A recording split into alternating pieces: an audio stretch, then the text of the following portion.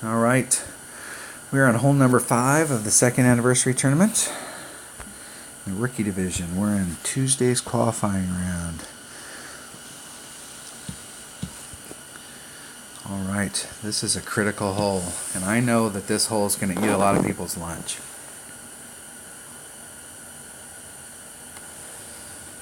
And it's going to eat their lunch because of this little neck down here that they're trying to hit into. Our only fear here is that we're starting off about right there, so let's zoom in a little to our starting area. My only fear and what we have to keep track of in the videos is, our starting area is about right here if we don't do any overpower. Most of our opponents with overpower, they can just get past this rough right here, so they're trying to hit like out in this area right here, out in this little neck. So you can imagine if they hit it wrong one way or the other, they may be able to make this neck, but their trajectory is going to get changed. They're going to end up out here in the rough, or they're going to end up out here in the rough. So our distance from here to here, that wind, because we're leaving the wind in to carry us without any overpower, we got to make sure that it's actually carrying a little farther than the wind. So we think the wind's only going to push us to here, but the wind's actually pushing us up here. So we need to watch our landing zone to make sure that we're not getting close to this rough.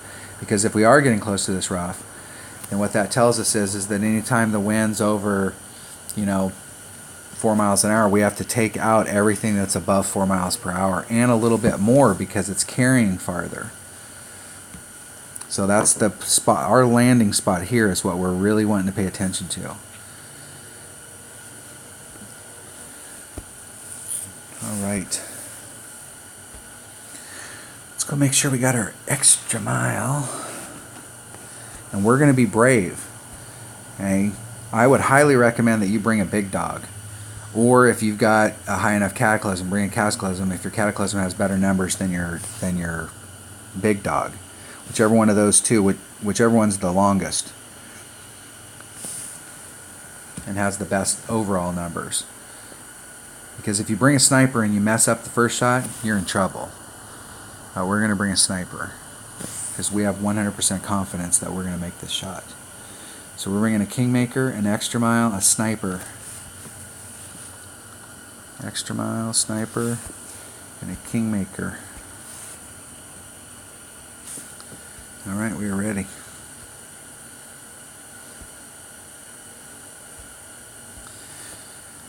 Add 25% on this drive. If you were pulling off the wind, you got to add 25%. It's way downhill. That's what I'm saying. It goes way down there.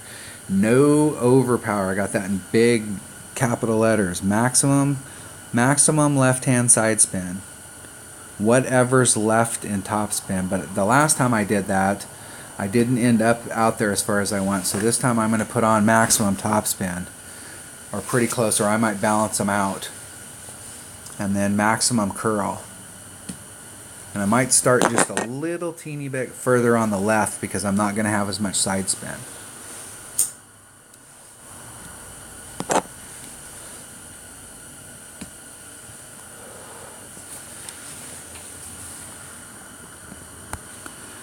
Alright, so we're trying to get out into this area right here, and I'm going to wedge. The wind's going to push us forward. We only got a 1-9 wind here.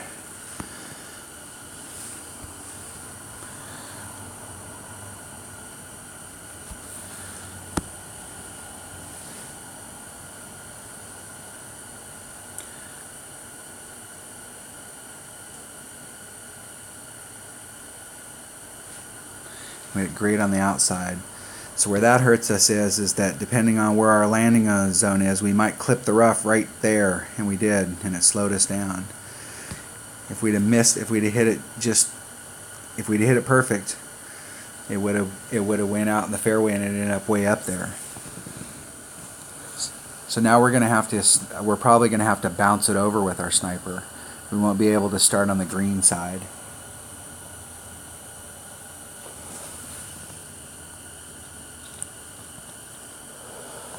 So I'll go back and watch that video, because the farther we can pull it to the left, the more topspin we can put in it, and the shot that we're taking is not going to end up in the rough up there. people who are taking the lower route can overshoot it into the rough up here, and then they have to take a rough iron shot, which you can reach from the same exact position that I'm in.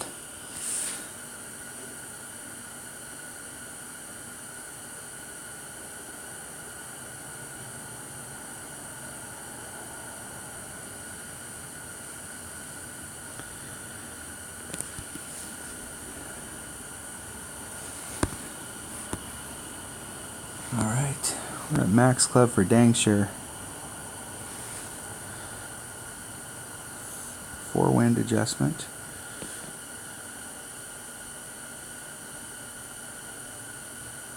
Isn't it perfect? I pushed just a little bit to the left right there because it's going to want to fall down that hill. Just trying to keep it up there on top just a little longer. I can live with that.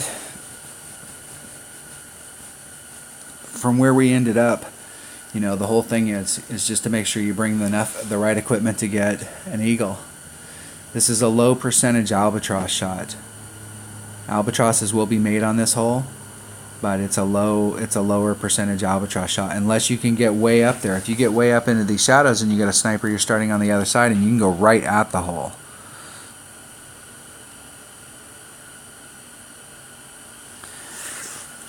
But if you're anywhere here where you get a guaranteed eagle, and our opponent still has some work to do.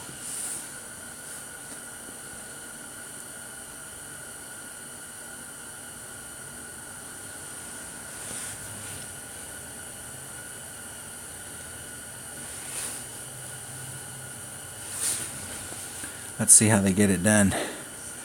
They got an Endbringer. In my mind, there's really only two groups of people. There's Endbringer people and there's Rapier people.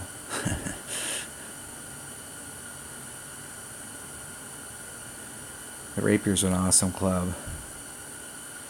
It can do the same backspin stuff as an Endbringer, but it can also has lots of topspin, so you can flatten it out. You can adapt to the hole where the Endbringer, you have to do that hop more. All right, we will forfeit. The next hole is the critical hole. We've been waiting. The next hole is the hole that if we can get this hole down, and we work with a quarterback or with a higher level rock, this next hole, hole number 6, is absolutely doable. All right, that was hole number 5 of the second anniversary tournament. Thanks for watching.